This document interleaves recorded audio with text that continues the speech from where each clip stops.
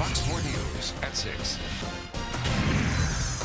4 in your corner following breaking new details about a story we've been following for more than 3 months now. Tonight, we're finally learning who pulled the trigger the night a domestic dispute left one Naples police officer dead and another one seriously hurt in their Lake Sevastero home. We are just getting our hands on a detailed report by the state attorney revealing that Officer Dave Monroy shot Sergeant Amy Young before turning that gun on himself. It happened back in June. 4 in your corner is Katie Jones beginning our team coverage with more on the findings of this investigation. Katie?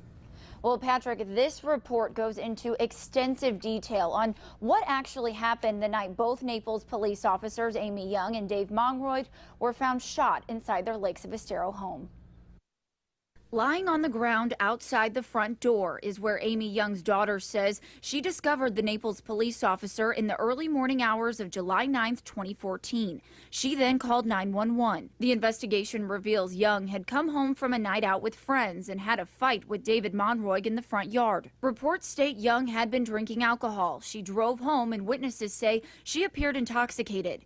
It goes on to say Monroy had also been drinking, but had been at home all evening with 5 of the couple's children from previous marriages. Amy Young revealed that at some point during the argument, Monroy pushed her to the ground and that she hit her head and passed out.